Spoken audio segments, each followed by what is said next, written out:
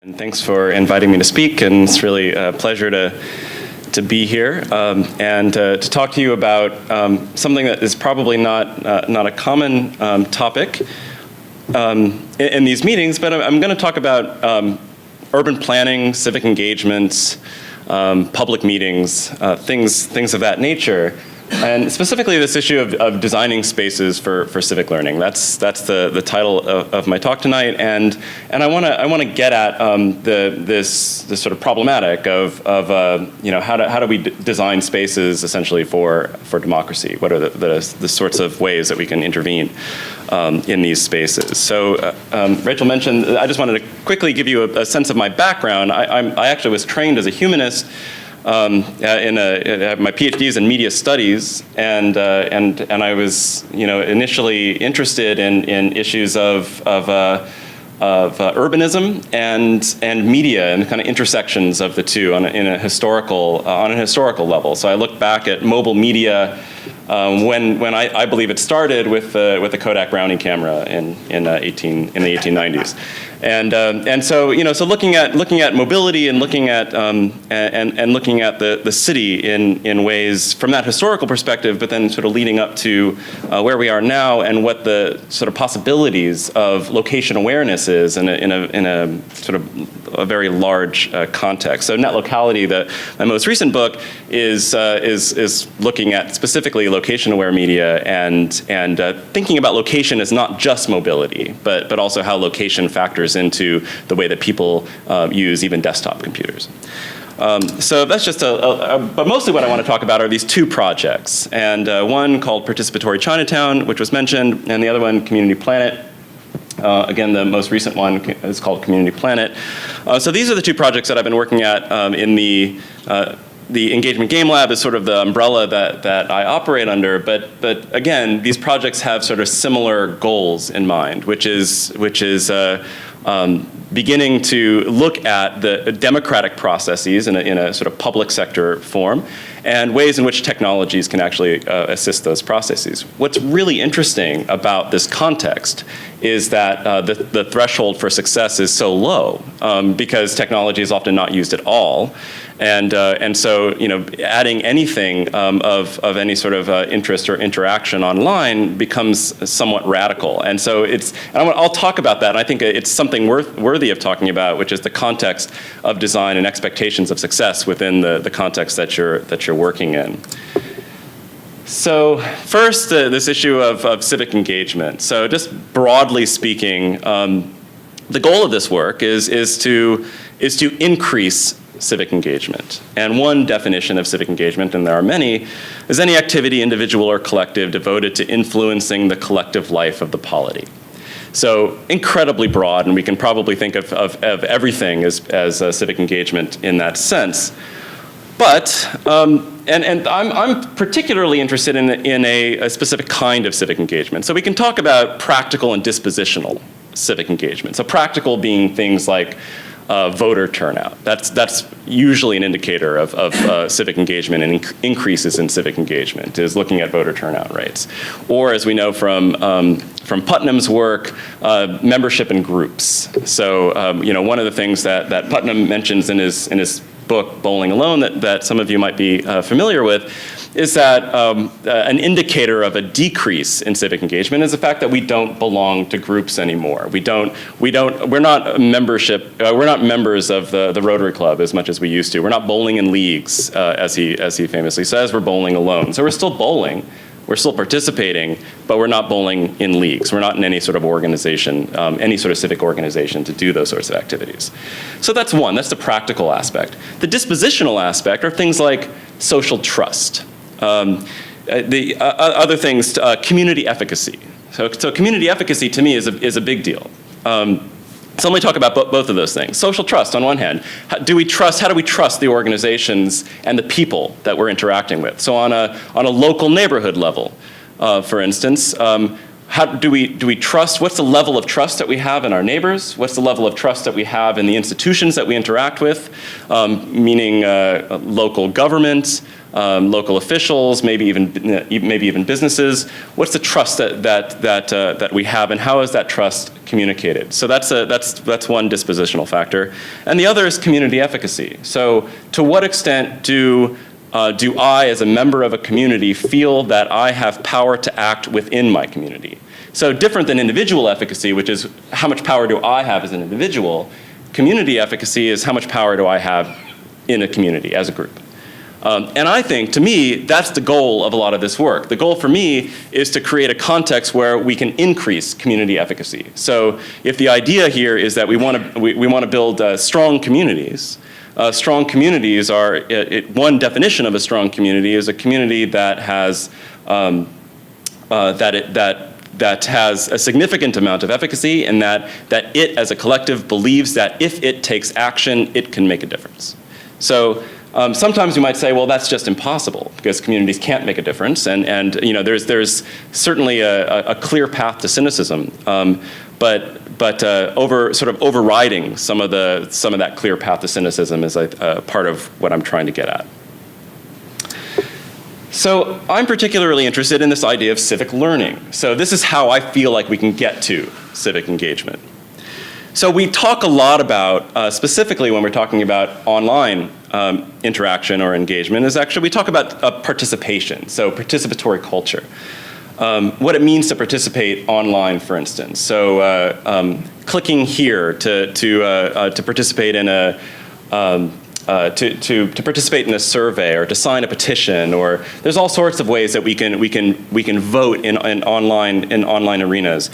And in a way, that's a kind of participation that's momentary and potentially fragmented, right? So there's lots of participation, and participation is of course necessary. But as you can see by this brilliant infographic, that participation being fragmented, the hope of participation is that it leads to something more holistic, something more contextual, something more environmental perhaps, that we can talk about as civic learning. So essentially a context for learning about and with civics is what I hope to get at, is this concept of civic learning. So participation being driven by these drivers, so interest, desire, need. So when people participate in a community, they're often participating because they're pissed off about something. They're participating because they want something done. They want a pothole filled. They're upset about a development. These are the drivers typically to participation. But this participation, again, is not necessarily sustainable. It's not even necessarily desirable in some contexts. So again, that participation framed within again, or designed, can lead to, I would hope, some sort of context of civic learning that can actually harness that participation and create a context for sustainable learning. I'll get to more of that in a second. But first, I want to set the stage a little bit for what drove me to this work to begin with, which is the context of the public meeting. So if we think about, if you close your eyes and you think about what democracy looks like, unfortunately, most people think about the town hall meeting.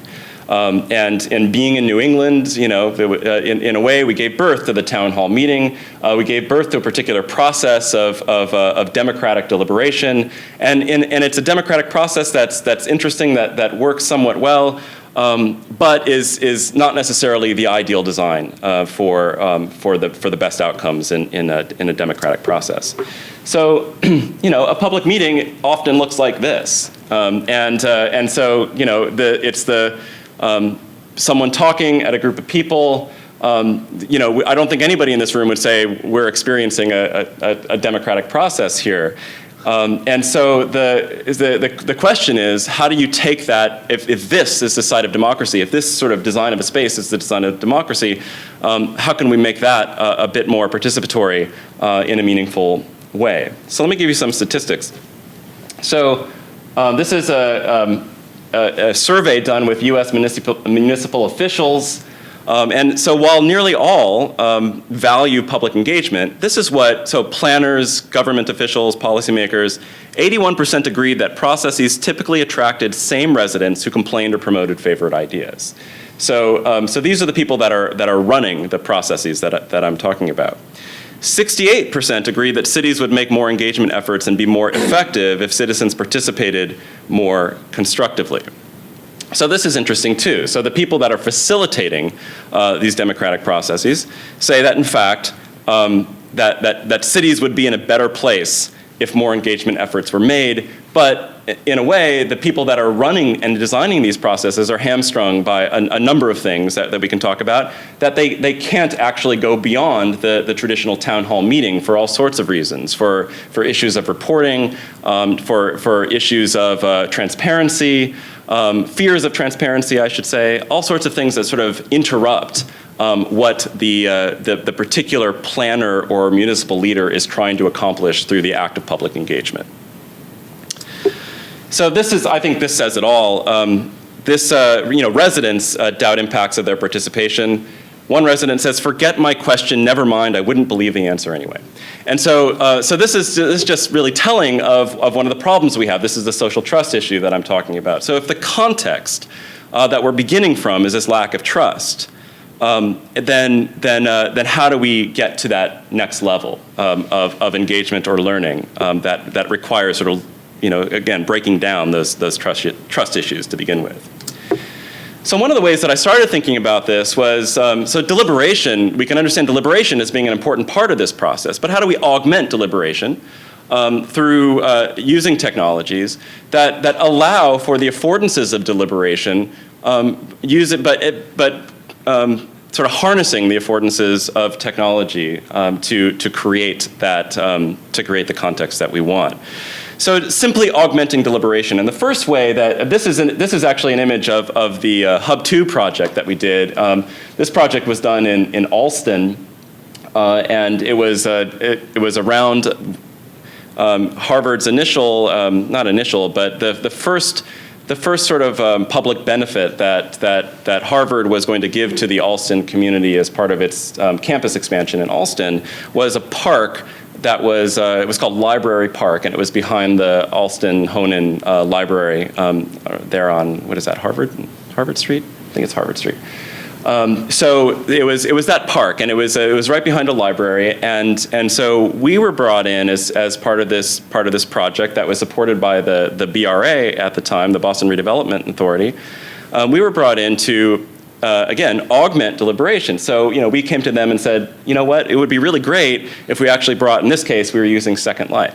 If we brought Second Life, if we allowed people to collaboratively design while sitting in the same space together, then maybe they can have a better understanding, a better harness, they can harness better their understanding of sort of the spatial logic of the space. So they're not simply just responding in a reactionary way to some of the problems that are posed, but they're actually designing together in such a way that would lead to more constructive dialogue.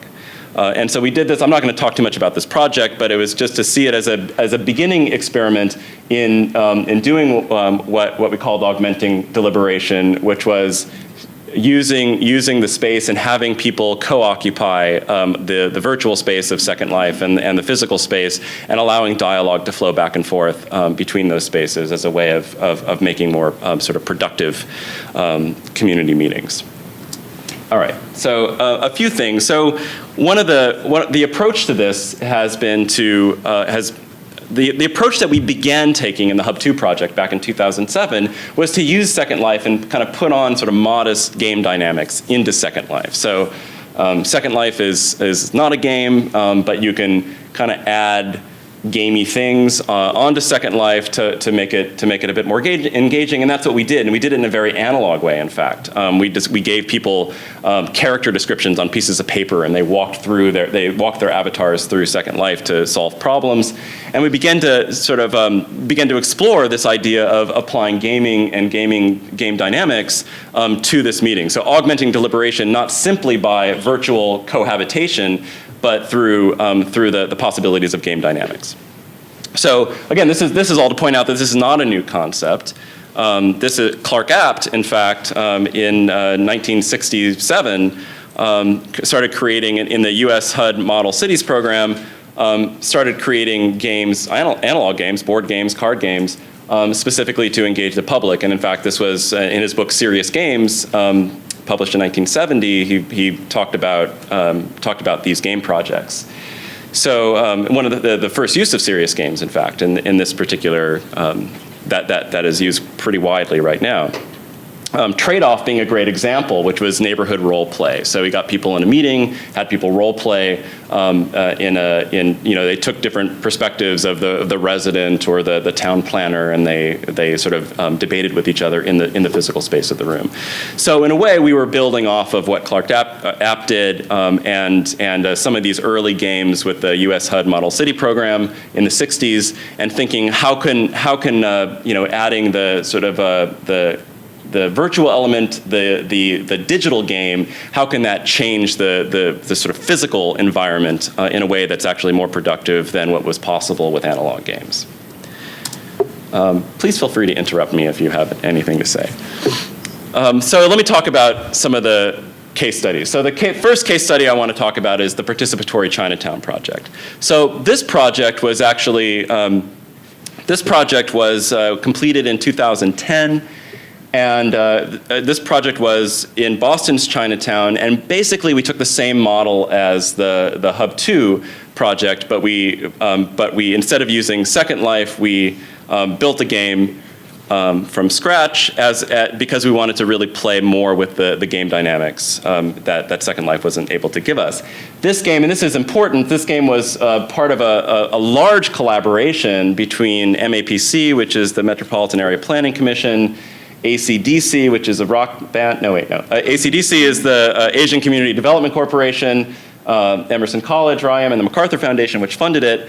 And this collaboration was, again, to create something for for Chinatown, specifically for the neighborhood of Chinatown, and something that could be part of the 2010 Chinatown Master Plan. So that was the context that we were working in. And actually, I'm just going to show you a video that gives you a little bit of a sense of the project. It's slightly embarrassing, but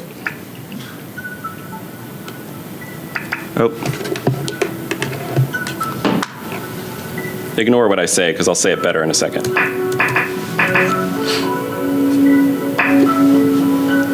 project is really an intervention into the community meeting that happens, every day. All over the country, people are getting together to discuss issues of urban planning, development, anything that's affecting the community. Participatory Chinatown is a new way of engaging in democratic processes that takes advantage of the affordances of new technology.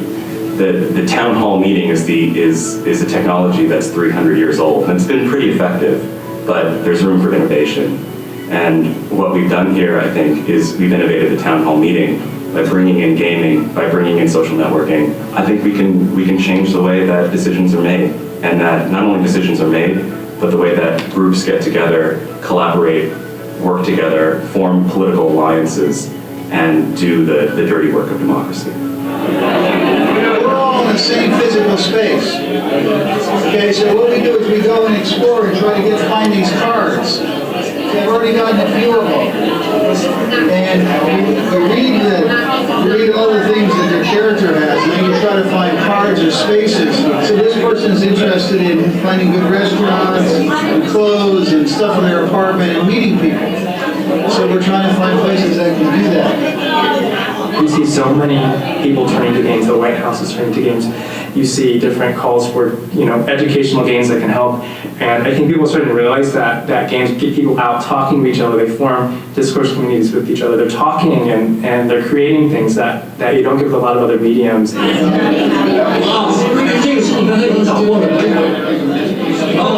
just found his house in Rio in this community game. Yeah, and he obviously recognized the streets and the building he listed. We got involved with this project because we really want to find ways in which we can help our constituents, our residents, be more effective in the planning process for Chinatown. Tonight we're going to take 2 hours. The first hour you're going to do... I'm really interested in broadening the scope of people who participate in planning meetings and planning decisions. It doesn't tend to be women, it doesn't tend to be youth, it doesn't tend to be people who are new to our region or new to our culture. It's a very narrow set of folks who are making planning decisions every day about our communities. I'd like to broaden that participation And I think the possibility of video games and alternative or sort of virtual environments hold that possibility, especially for the new generation of planners that are coming up, or residents and community leaders. Our youth who were involved with this project constantly amaze me. They talk about issues of gentrification. They talk about trade-offs in development. They talk about green space, open space. These youth are amazing, and I feel completely honored and humbled by their participation in this game. It gets them thinking about something other than perhaps the reason they came to the meeting in the first place. It gets them problem solving. And through the process of problem solving, gets them talking to each other and hopefully getting to the issues in a way that's much deeper, that's much more sustainable than the typical dynamic and conversation that happens in a community meeting.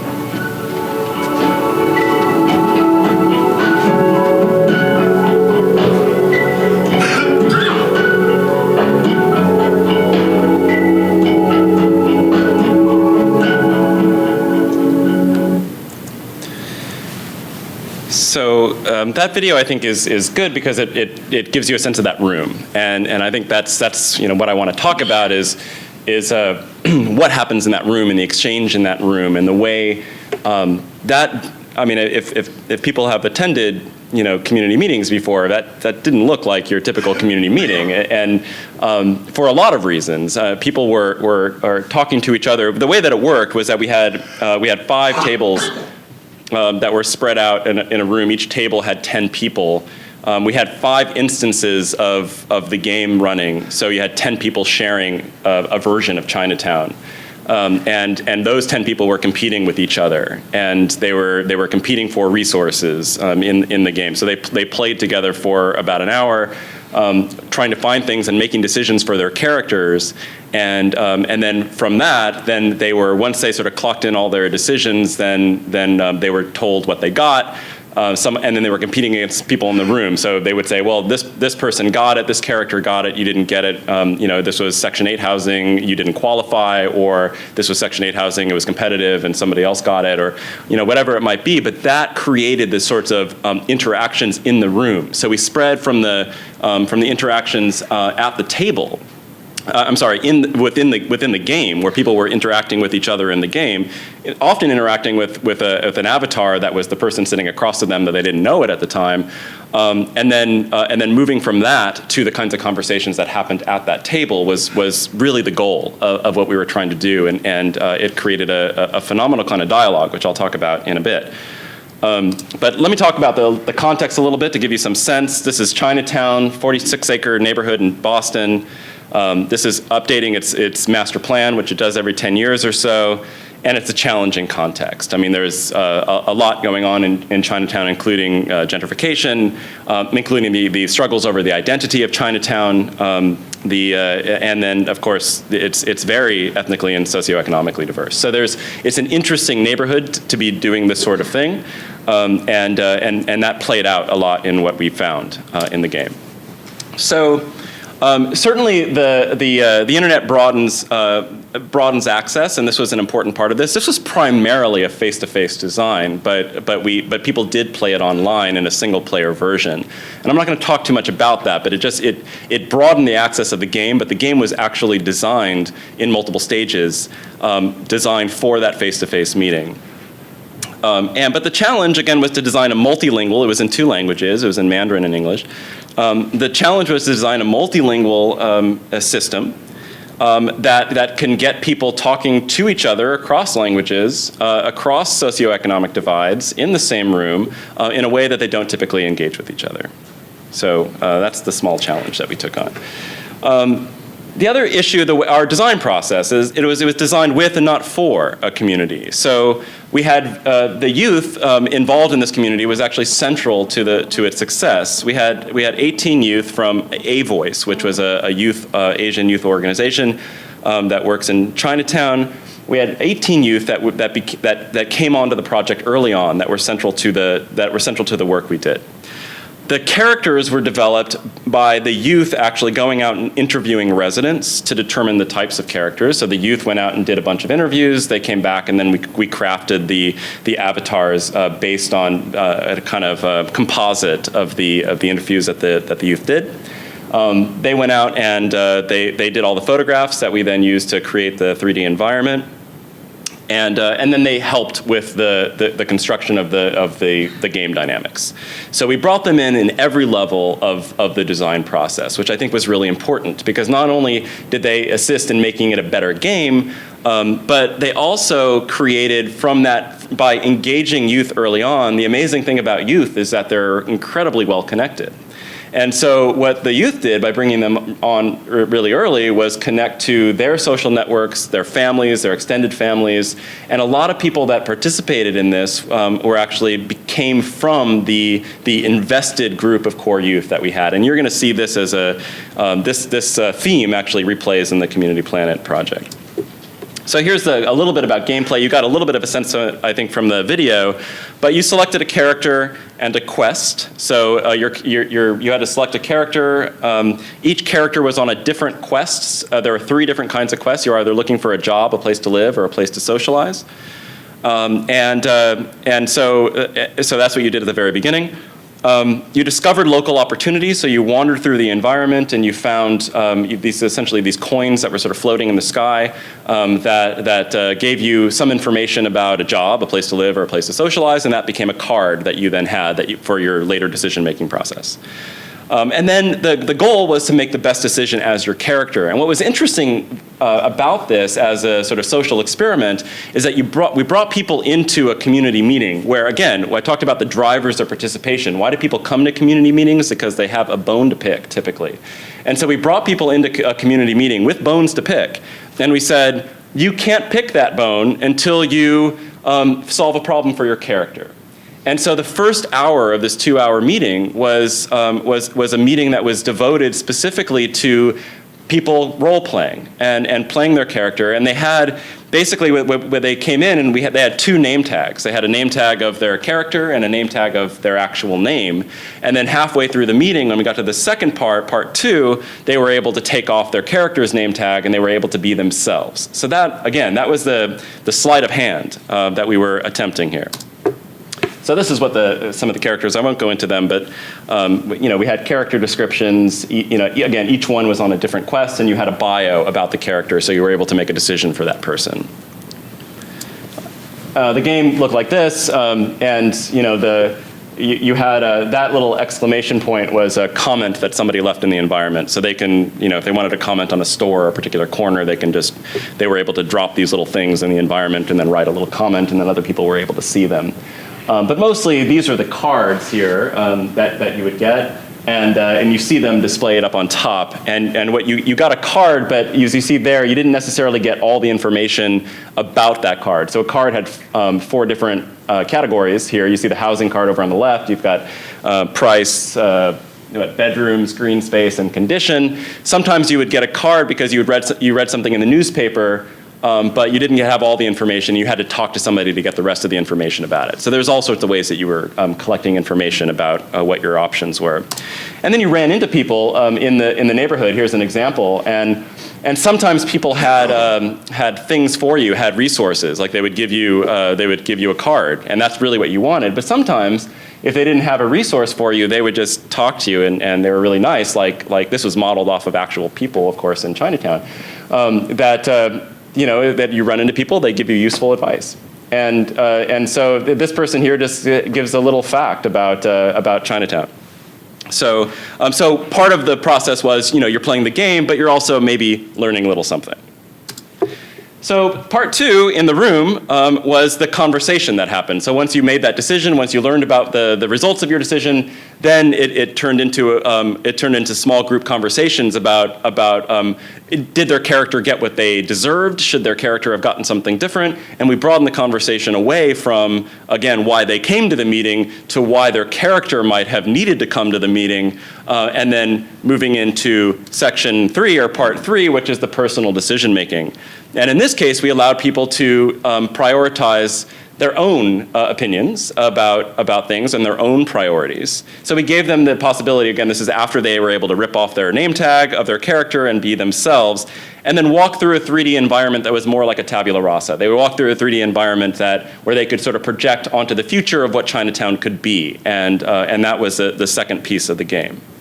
So you see what we're trying to do here. We're trying to extend that character experience into how people make their personal decisions. So the research questions going in, did the experience of playing a character affect the participants' overall experience of the planning process? That was one big one. And did the experience of playing a character affect how players made decisions during the meeting? So I won't belabor this point, but the methods we used essentially, we had two meetings, and the focus of the group of the research, the primary part of the research, was the resident-only meeting, which had 48 attendees. We had surveys, paper surveys on a 5-point Likert scale, and then we did 8 one-on-one interviews with participants after playing the game. So those were our methods in this particular study. This is what we found. First of all, this wasn't one of our direct questions, but we found that the median age was 30, and about half the median age of a typical planning meeting. So just on that factor alone, we had a more diverse group of people coming to this meeting. Yes?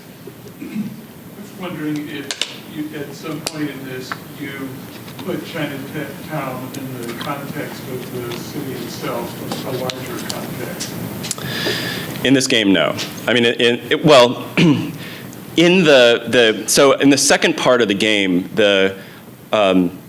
it actually was, because the second part of the game was actually about a master planning process about the section of Chinatown, the south part of Chinatown that's actually abutting the South End.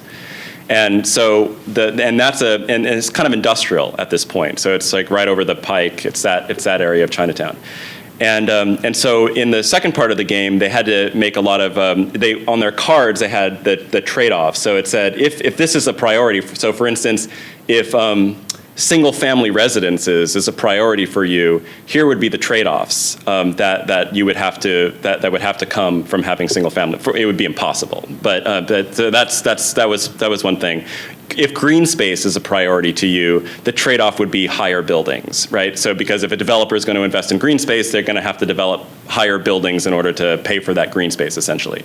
So we went through, as people sort of prioritize their own decisions, they had to understand and contend with the trade-offs, and those trade-offs often extended into the other parts of the city that were directly affected. Is that what you mean? Is that, yeah? Yes? To that, clarify a bit more what you were talking about. The green space is implicit in that trading off, giving the developers, more leeway to go higher density that way. That implies that all of this is by default buildable, as opposed to including in your value system that in any development that a certain proportion is green space, and then the developers work with that, and they start with some portion, not that they have options to overdevelop. No, I mean, thank you for that. I mean, and these things did come up, but what we pointed out in the game were I mean, we did frame that as a trade-off, but that actually became a point of contention. I mean, that was again, the great thing about what games have to do is simplify. And so, and we understand that. And this is why, I mean, and we know this from looking at learning games, is that, the debriefing aspect of, so when games are used within a classroom environment, for instance, it's the debriefing after playing the game often that where the learning can take place. And so we use that model. So we were okay with simplifying because we had to, but that was why it was such an important aspect of this to have the face-to-face so that deliberation could take place. And so we're augmenting the deliberation with the simplified game, and we're adding the complexity and the face-to-face dialogue that would ensue. Yes? Plus, by your claim that you would increase the diversity, I can see that you were sampling a different age bracket. Yeah. Why is that increased diversity instead of just a different sampling bias every sampling bias has. Well, Every sample has a bias for something. Sure. I mean that just in terms of the diversity of the diversity of the age of participants. So what we did have, I mean, the median's a sort of an unusual number to use, but what we did have is we had many more young people in that room than typically show up to a planning meeting. And so this is what I mean by diversity. It was the diversity of people's ages in that meeting. It's not like we didn't have people over 40, we did, but we also had a lot of young people that typically are not the main target for this sort of event. I'm hearing the message. I expected to measure variability rather than median. That would be more accurate. You're right. It's hard to understand the claim, is all what I'm saying. I appreciate that. You're right. I appreciate the work. I'm just trying to get it. Thank you. So let me just say a little bit more about our particular questions. One of the other things that we found is 90% of survey respondents had little or no experience with community planning processes. So this is another way that we're changing the group of people that show up, is that we had people that, again, had very little or no experience going to a community planning meeting. Some of the things that we found to be somewhat significant in the study were these questions.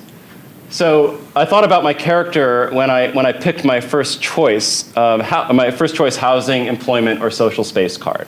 So people were thinking about their characters as they were making choices for their characters. So that's good. My character's resident needs were on my mind when I picked my first choice housing, employment, or social space card. So again, that's good.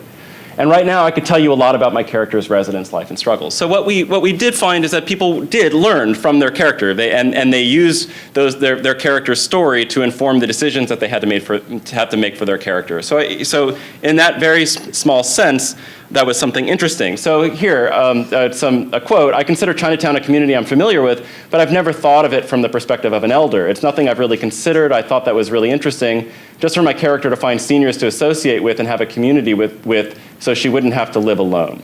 That's from a high school student. "And the game for me was all the characters." Another resident said, "I feel like I have a personal relationship with all of them because I've lived here for so long." So, all right. So I just want to say that one of the things that we did find is that people, again, the game was a significant experience for people in that they actually played it in the way that we wanted them to.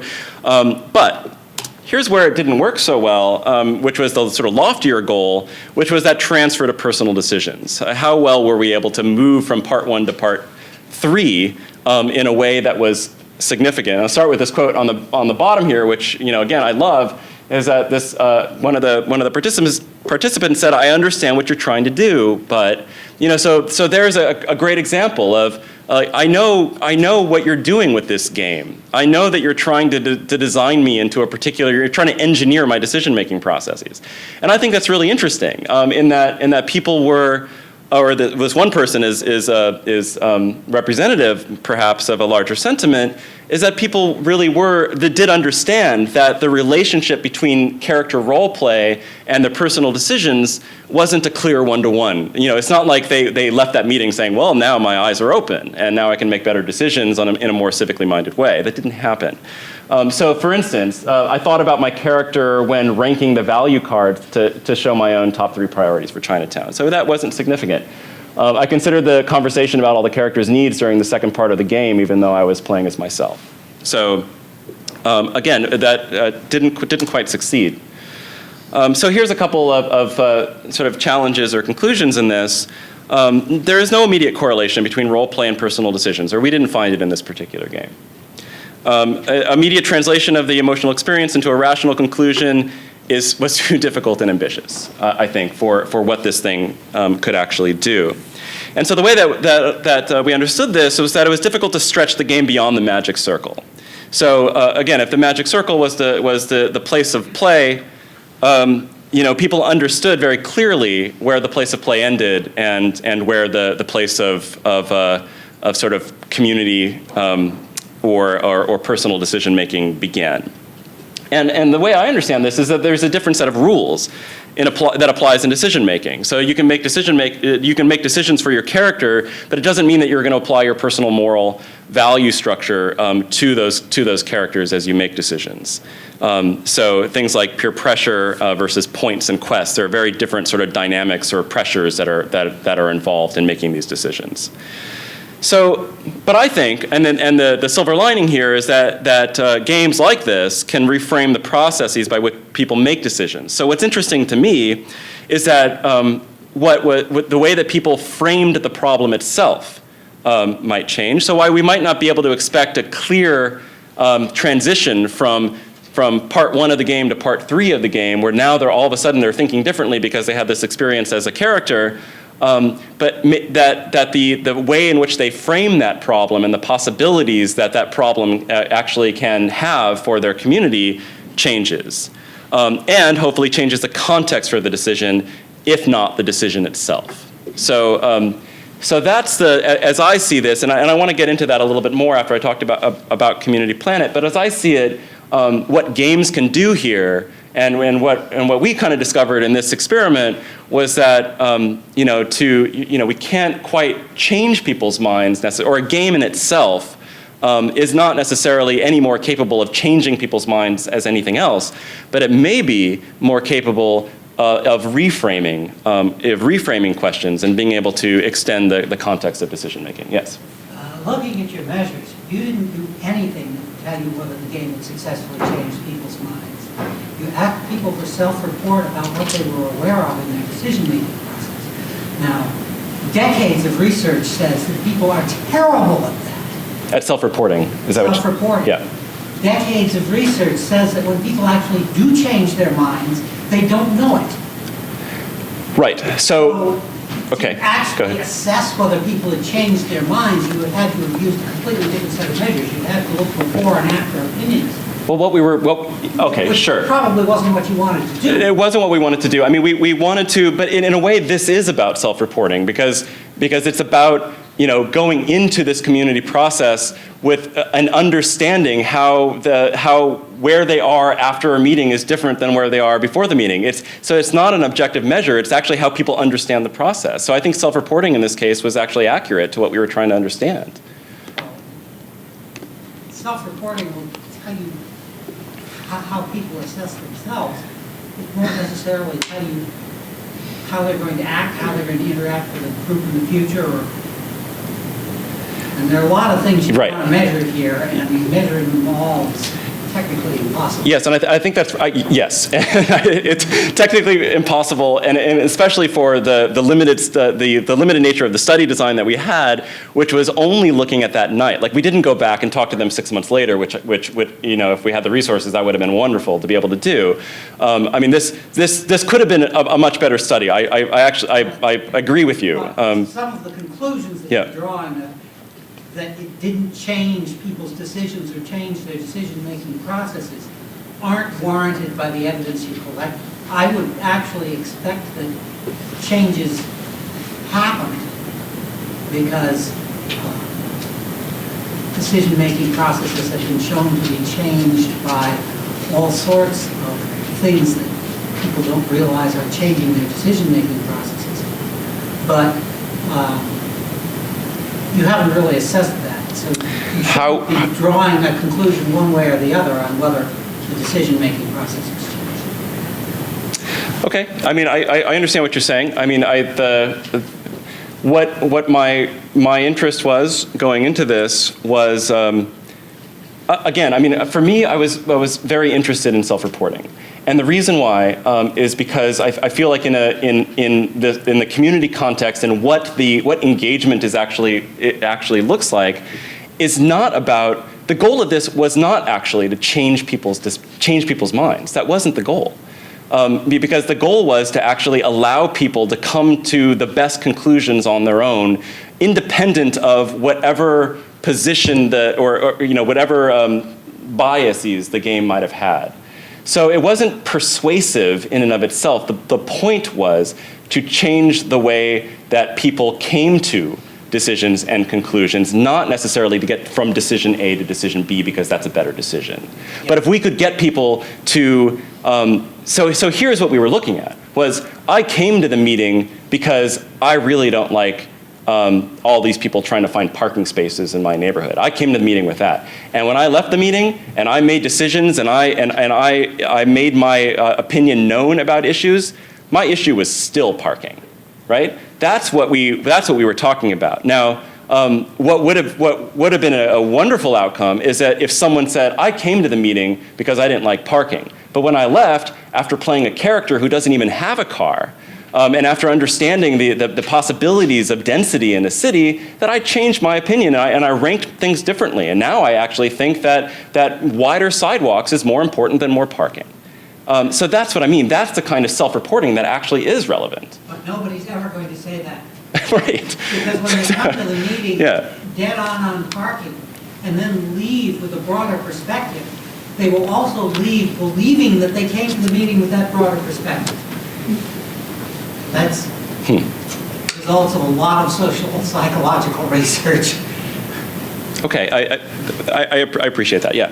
I have had the experience of over a year in the city government to be a recording secretary for the planning department. We found in the real nitty-gritty of people coming in. Yeah, unfortunately, the major motivation for people coming to those meetings were either that they had the investment and they wanted to go forward with it, and they had people coming in that were in the community that had some issue against it. So that department was one. But 90% of it was never recorded, and I had to learn, in a chunky way. And a lot of it was in the talk that is reframing, like you said. But what's hard to evaluate and hard to measure, but a very good consideration is what you said earlier about the high school girl, and she was playing the character that was an elder. Well, that's sort of like role-playing with high schoolers that have to have the guys carry around a 9-pound sack of flour on their belly as if it was baby, and they could never put it down, et cetera, moving around, whatever. They experienced, at least for a while, seeing the other people's picture of that situation, a different side of the story, more so than they did before they came to me. They didn't necessarily have the power to change anything, frankly. Right. So that's a big thing. But going back to the Chinatown example, MIT Media Lab also did a very involved circle of characters. You might be familiar with this. They had pictures with different ages, etc., of people in Chinatown, and actually probably more than Chinatown, I think. Yeah, I think it was also, it was about the place where the Rose Garden is now. Mm-hmm. And so this is years, and so they would choose, and they had to choose 3 characters, so they could choose the person that was most like themselves, but the idea for that evening that was they would see themselves be walking in the other person's shoes. And so in that sense also, even though there wasn't 3D or anything like that, they actually got branched to video clips where there were encounters, and you could choose. This is where the self-recording can be somewhat more accurate and experimental. You have some multiple choice. You don't just put blank. What was your reaction? You can have some blank area, but also you choose. Then you point to questions. It's exactly the same thing as role-playing in universities. You have teachers' ratings, professors' ratings, and instead of saying, how do you like this teacher? Stunk, can't stand them, thumbs down. Instead of that, you have the grid of what did they give you homework that was relevant? Did you see their notes on screen? Did they answer people's questions? Were they available for you? Give them 5 points, etc. You see that they're like 7 points. You had 0 points. Yeah. So that breaking it down to the actual criteria is what we are not taught in KT12. Not at all. And so this helps. Quite a bit. Thanks. Great. Let me go on to the second case study. This is Community Planet, and I'm hesitant to talk about this because this project just ended, and the research is in very, very early stages. But I'll just sort of tell you what sort of initial understandings of what this process created. Again, this is a collaborative project between the City of Boston, the Boston Public Schools, and this was funded by the Knight Foundation. So this project is a platform now, and it's very different from participatory Chinatown in that it's not designed specifically for the face-to-face meeting, but instead is designed for online engagement, mostly mostly asynchronous, and it's meant to lead up to a face-to-face meeting. I'll talk about that in a second. I'm going to skip over this. Well, I mean, okay, let me just tell you a little bit about this. This is kind of messy, but just to give you some context of this, this is active users by stake in the game. We had about 500 users. About half of those were active, and we defined active by over 100 points in the game, and I'll explain that in a little bit. So we had a lot of users that were just sort of lurking, and don't know what to make of that yet. But so of those users, again, we had a great amount of students. 104 students was the largest population, and alumni is interesting 4, but they were the most active players. If that's interesting, and just another one that I threw in here because it's also because it's such a big issue in engagement processes is how things broke down by race and ethnicity, it was actually a really nice breakdown, especially for the Boston Public Schools, to see that an online engagement process was able to achieve this sort of diversity, which is not what they assumed that was going to happen in an engagement process. So you see here, 70 of the active players were white, 90 were 90 were African American, 90 were white, 70 were African American. And that was just as an example, but also as you see here, interestingly, the highest point earners were the Asian identified players, and then the white players. So we had there was definitely a distinction between how active people were and what their sort of role was in the game. We'll get back to this in a second, but again, these are just sort of early demographic numbers of the online players. Okay, so the goals of Community Planet. Again, Community Planet is a platform. It's designed to be used for a planning process. And our first sort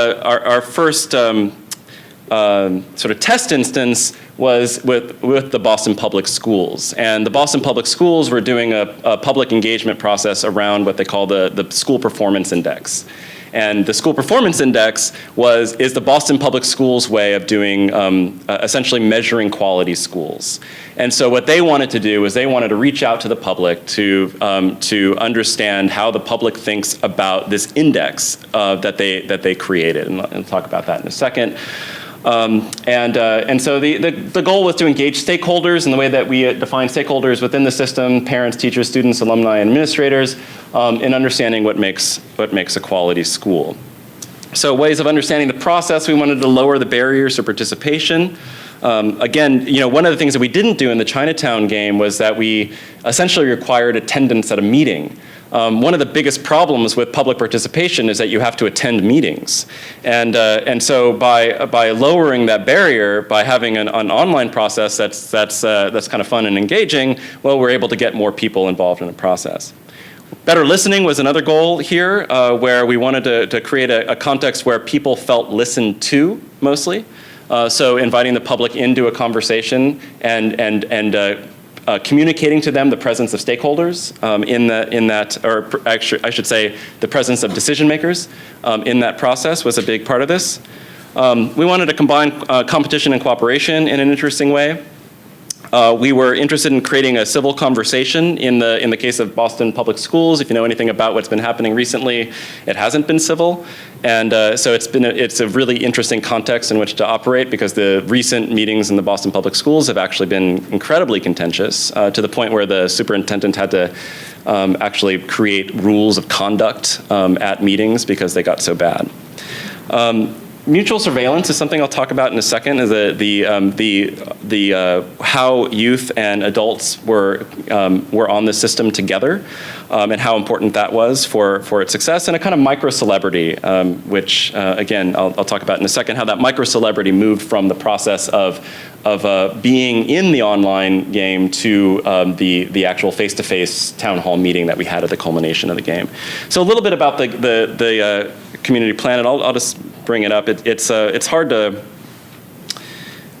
to see. Let me see. Here, I'll show you this very clever introduction that was made by one of the graduate students at Emerson. That's become sort of our.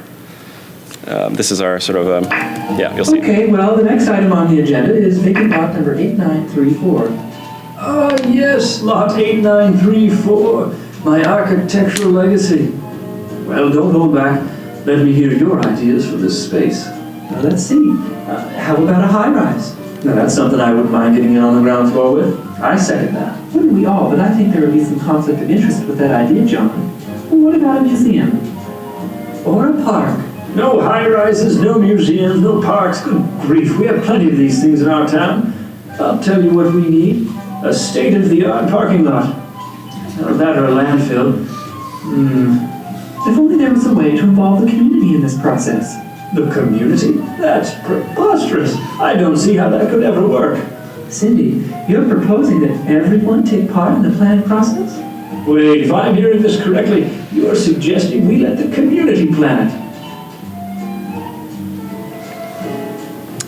All right, so that's our teaser video. It gives you a sense of what we hope to accomplish with this, maybe, which is to sort of rip off the intellectual property of Mattel.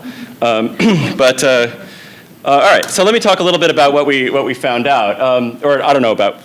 This is all very preliminary, as I said. So, interested in lowering the barriers, and I'm just gonna share with you some of the results of the interviews that we did. So far, we've done 15 interviews with participants, and in this case, the study was all qualitative.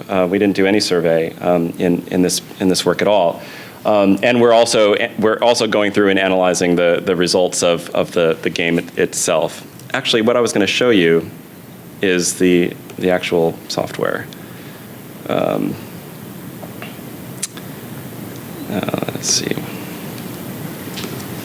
So the software looks something like this, and essentially what the way it works is that there is a it looks like a social software system. You have a profile.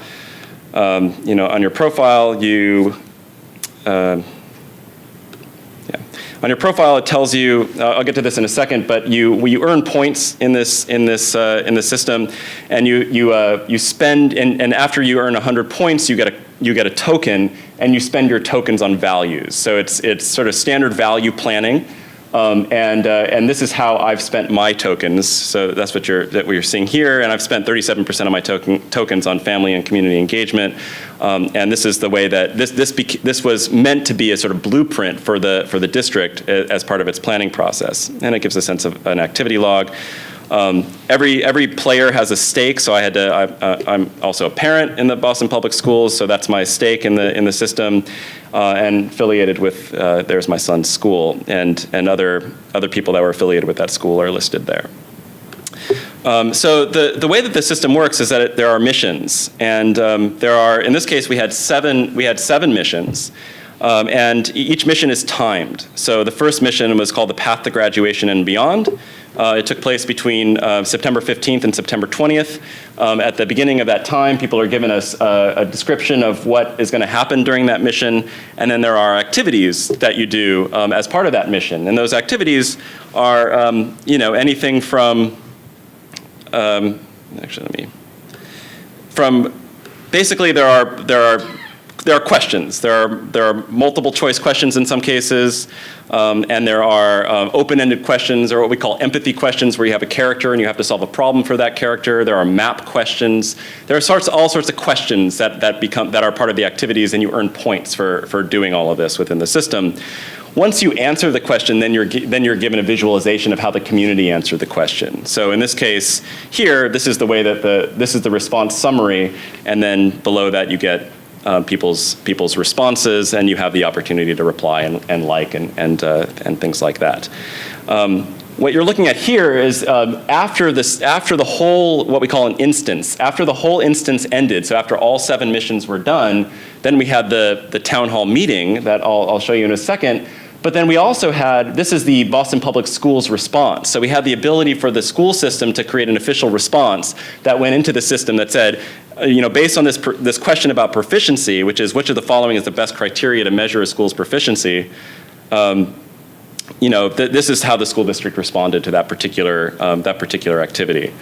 The other thing we had were challenges, and challenges are user created. So people created all sorts of different challenges in the system, mostly asking questions of people to do things, or people to or asking questions of people, or asking people to do things and then providing evidence. And this was actually, as it turns out, the most engaging part of the whole system. And the challenges were not sort of constrained within the themes of a mission. They could just be whatever, whenever people wanted it to happen. So one of the most interesting was this YouTube at BPS challenge, which, so something kind of funny is that this whole system used the YouTube API for people to embed videos into the system. But as it turns out, the Boston Public Schools blocked the access to YouTube. So the kids weren't able to access it, the teachers weren't able to access it. It was a big mess. And so I just want to share with you one of the videos that one of the kids made and put online here. All right. So here's the deal. I'm trying to get on YouTube, right? Because my teacher would talk about different PSAs and stuff, and he's trying to show us examples of videos. But when he goes on YouTube, it's blocked. That's a big problem because this could help us, and you guys are messing it up for us. So here's what y'all gotta do. Do whatever you're doing, like unblock YouTube, because it can help. And it just like, it's mad frustrating when we go on YouTube. It is mad frustrating! There is good learning to be done on the YouTube. Don't make me rash. Yo, fix this, or at least tell us what's going on. Yeah. Why can't we? Education. We want to know why y'all blocking it. Like, can you just filter it and you can look up good stuff? Yeah, matter of fact, I don't even think we can even use this because they're blocking YouTube. What this? Yo, break up that cell phone. Let's just go do the illegal way. Let's do that. Come on. So Teacher. that's our teacher. Yeah, this is at English high school, and so we worked with a lot of the students at English High. And that was our teacher, Xavier Rojas, who was just phenomenal. And but this created an incredible amount of dialogue. This whole issue, and it's remarkable how and actually this came out within the town hall meeting itself as well. So people got together after this whole process, and one of the biggest complaints was the biggest issue that people talked about was YouTube. And one of the other things that happened is that we met with the superintendent last night. In fact, the kids had the opportunity to present to the superintendent last night, and the most of the conversation that happened at that superintendent's meeting last night was about YouTube and the social media policy. As it turns out, the district doesn't have any social media policy except to block it, but it's actually not written down anywhere. It's just what they do. And so it's one of the things that the kids are now actively engaged in working towards creating a policy for the school district to sort of change how this is done. So the other aspect of this is the token depot, and as I said, this is where you spend your tokens, and this is where you sort of see your tokens earned and how the community has spent their tokens. So again, the important piece about this is the way in which it was structured. This was a 35-day process from September 15th to October 20th, and people participated in at these. Within these particular missions, every 5 days, people would get an email saying, this is what happened. Here's a summary of what happened in the last mission, and this is what's going to happen in the next mission. And people got on with some sort of gusto because the conversation was directed and clearly moved from one thing to another. So as a community conversation, this system is specifically and deliberately not just an online discussion board. It actually, because of the way in which the time was framed in this, was I think added quite a bit to its success. All right, so let me just say a little bit more about this and kind of get into some of what people said, because I think this is really interesting. So here, the advantage of Community Planet, and this is all from users, and I'll go over this pretty quick. The advantage of Community Planet, and this is why I'm loving it as far as a communication tool goes, is it's accessible anytime. So pretty simple, straightforward statement from a user about how this is different from a traditional community planning process. And then when asked the question, do you think that this game has impacted your willingness to participate in a town hall meeting? Yeah, I think so. I mean, definitely it piques my interest and probably piqued my level of engagement as a result, that I would pay attention to something like that happening, yeah. So better listening. Another quote from a participant. Yeah, I mean, I saw it mostly as like, okay, if this is really a forum in which people are going to listen, like people of authority, then it's an opportunity to have a voice and put those opinions down on paper where it's somewhat permanent, where, you know, it wouldn't normally get. Or from another participant, like I said, it was just the ability to voice an opinion that you wouldn't necessarily have a chance to do in a formal, like in a different format. So what we heard over and over again was this sentiment that it was actually the possibility of having the time to frame a thought and sharing an opinion outside of the traditional context of a town hall meeting, where there are all sorts of issues, all sorts of power differentials that take place when you get into a room where the community activists, in many cases, dominate. Other sorts of power differentials play into how comfortable people feel framing and speaking. So competition and cooperation. This is interesting. So halfway through is when we actually started an affiliation leaderboard. So let me show you this here. Here we have the individual leaderboard, but then we also have this affiliation leaderboard. As you see, English High here was by far the winner with 19,170 points. But when we got that going, again, halfway through the process, it was already well into October when this actually got turned on. That changed the dynamics of play totally, because all of a sudden people were now they were recruiting other people from their organizations, from their schools, from their neighborhoods, because they wanted their affiliation to rise. So when we added this extra element of competition, all of a sudden we had a very different kind of interaction taking place. Let me say a little bit about civil conversation. Again, quotes from users. I was just at an annual meeting last night at my condo, and people would make comments, and you wish you could get up there and say, well, what you mean, or what do you mean exactly? Or kind of answer the question if they didn't think of it, but you can't do that at a town hall meeting as easily as you can online. So again, just a sort of simple statement about what the affordances are of just a discussion, the ability to have a civil discussion online. And of course, I enjoyed this. This was the most civil BPS meeting I've ever attended. And this was about the actual town hall meeting that took place. And we could talk about whether civility is the goal of democracy. I don't think it is, but the fact that this mechanism achieved it in some meaningful capacity was interesting. Yes? In this or other software, have you used, like, I'm going back to Lotus early notes, first round, and that they were trying to help this differential, color differential by having the anonymous, you put an idea and you didn't, if you couldn't voice it in your business meeting because your boss felt differently, but you did feel that way, so you were able to have showing on basically like the whiteboard, just like the sticky notes in the charrettes or whatever. Mm-hmm. And if a lot of people, you're all kind of working for 5 or 10 minutes, and you hit your send button and you see if there's 7 out of 20, then that's a pretty significant portion. So is there anything similar to that? So anonymous, where it really isn't going to be used any further in terms of it's the high school kid or it's the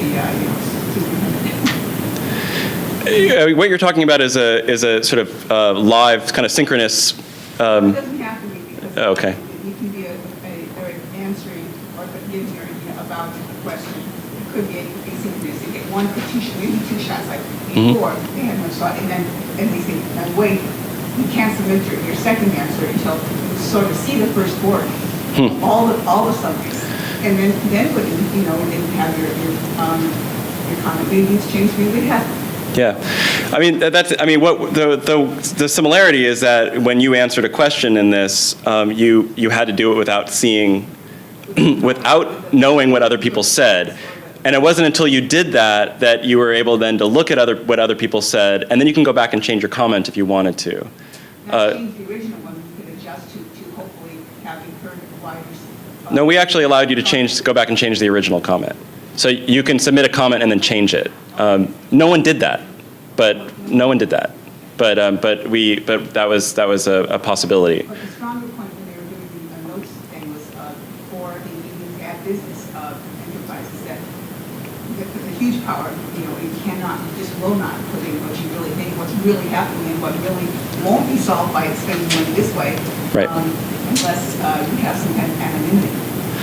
Yeah, I mean, I struggled with the anonymity question quite a bit, and what we ended up doing with this system was you're not anonymous in the system. In fact, your avatar name is your first name and your last initial. Now you can make that up if you wanted, but didn't seem like anybody did of the users, because it seems like you wouldn't. Well, anyway, didn't seem like anybody did. And what that did was I'll talk about a little bit about what that did. But what the goal was by not having anonymity was to actually create that civility, because we felt, and sort of know this from other studies, that having disclosing identity is actually going to self-censor in some ways that can be productive, right? Considering your subject matter of high school, I've been a teacher. Yeah, and again, Community Planet, the system is not only designed for a school system. In fact, we'll be using it in Detroit master planning in a few months. And so it's designed as a planning tool, in a civic planning tool. So let me just say a couple things about a few more issues. Mutual surveillance. So when a user said it's getting voices of those who don't normally participate, especially given some of the comments that the students have made, I think. Some of them have been frighteningly honest. One of the questions was, why do students miss school? And one of the students wrote drugs, falling in with the wrong, we all want our kids to be in the right crowd, whatever. But she wrote drugs, friends, and so on, and I'm like, wow. So this is from a parent, actually. So a parent says this, where the presence of students on this system changed the way that the adults interacted with the system. Here's another one. Knowing that students were online made me take real care in my responses because I felt I had to model good grammar and create thoughtful responses. So here's somebody, this is actually from a teacher who said, basically, here's a public planning process, but because there are kids around, then I'm going to change what I say. And interestingly, the kids felt the same way. So the kids, obviously, they were many of the kids were really pretty honest about what they said, but they also had expressed the sentiment that they were sometimes intimidated by when adults responded to them. So when they would post something and an adult would reply to their comment, but that they said that they felt compelled to respond back when an adult did that. So there was a kind of intimidation, but I think that intimidation or surveillance was actually productive in this case. I mean, I think there were definitely things that we could say got lost. But to create anonymity or to create sort of distinct discourse communities where the students go off and talk here and the teachers go off and talk here, I don't think would be the best situation. So. Part of the process as a think board or a charrette kind of thing, specific issues, and any of the community could participate. They had to be community members in other aspects of the process, but in some occasional controversial issues they could put in there. Maybe it would be just even a vote for out of a multiple choice. You didn't have to worry about real anger kind of thing. Yeah. Great. I only have a few more things to say, and then we'll wrap this up. But so micro-celebrity is something that, again, I'm kind of exploring here about what happened. But at the town hall meeting, when people who were on the leaderboard spoke, they received applause in some cases. And so we had people. So the leader, as all the kids who participated would tell you, her name was Maura O, and she remained the leader throughout. And everybody, when they came to the town hall meeting, they had name tags that actually that said their first name and last initials, so people recognized who they were. And there was this remarkable, as it says here, when they got name tags, but people would go up and speak to each other and sort of recognize what they had said online and talked about, like, oh, I liked what you said about such and such. And this was happening in the town hall meeting before the town hall meeting got started. So we had this correspondence that I thought was really productive, and a kind of celebrity that took place in that room. That was interesting. So when Maura O got up to speak, she demanded respect. I mean, it was a remarkable thing to see, and also some of the kids who were some of the students who also were on the leaderboard. It was the same thing. So the way that that these high school kids actually participated as equals in this process, because they were on the leaderboard and were sort of central participants in this process was a really nice thing to see, and I'm still trying to make sense of all that. Yeah. I'm wondering how comfortable some of the adults were in using the system. Yeah. So in the people that we interviewed, there was certainly some lack of comfort for some people. And I think that's an issue. So some people just were not as comfortable using it. Clearly, there was a clear distinction in use with adults never used YouTube or uploaded a picture or anything like that the system enabled you to do. It was only the kids that did that. So do you think that skewed the adult audience? Some, maybe that level of discomfort that some might have had? Well, I don't know, because I don't know. I mean, because we didn't ask that broadly in the community. I mean, we ended up, the majority of users were still adults. So it's not like they were non-users. I mean, they used the system, and they used it quite heavily. That the discomfort, I guess I'm not sure in this particular case study, I'm not sure if there was discomfort that caused people not to use the system. As I mentioned before, we had 500 people register and only about 250 were active. Now that could be that it was just design issues. I know this has design issues, and I'm trying to fix that. There was too much text. There was all sorts of. It wasn't as clear as it could be. So part of it may be that it was that this is why I need a front-end developer. That the part of it was just that I don't think the design was as good as it could have been, just to sort of help people get in a clear way. Part of it could be the technology. Again, I don't know.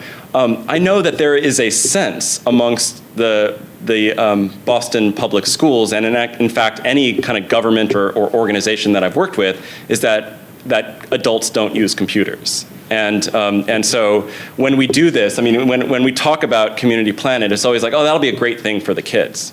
It's like, well, actually, most of the people who use it are not kids, and in fact, the intergenerational aspect of this is probably the most important piece. The fact that kids and adults are on the same system, that are talking with each other, is where I think some of the most interesting dialogue and sort of productive engagements actually happen. So, all right, so here are some conclusions. Pretty rudimentary. Interaction between online and offline is something that I want to explore more. I think that at this point that there were significant connections between participants that created a sense of trust in the process. Now, one of the things going into this was the absolute lack of trust that people had in relation to the school district.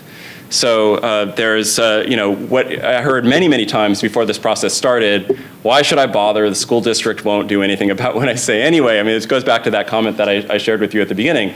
I mean, that came up again and again, and I think it was hard to get people involved or interested in this process because of the sort of inherent attitude about the school district. And I actually think this is true for any planning process. So people feel this way about city government just as they do about their big public school district. But that in using this, I mean, we heard again and again in the interviews that people felt like they were being listened to an extent. They felt like they had a place to voice their opinions, and they felt like that there was some sort of there was a possibility of some sort of follow through. As you see, we're trying to do the BPS responses now. Because people said that at the town hall meeting, that they needed some response from the school district to make this meaningful, and that's what we're working on now. And so to maximize spaces for civic learning, future work needs to be done to understand connections between personal decision making and perspective taking. So back to the Chinatown problem. I mean, this is something that I really want to explore going forward. And how can role play factor into extended civic discourse? So how can we blend more role play into something like Community Planet that would get people sort of empathizing and thinking differently about the issues in ways that might be meaningful. So to expand to other forms of planning and consider how platform can function as the anchor of a larger ecosystem of civic tools. So how can Community Planet and sort of parlay into the use of other tools or projects that can factor into a civic process is something that I think that is important to look at. So I've gone way too long, and thank you for your time.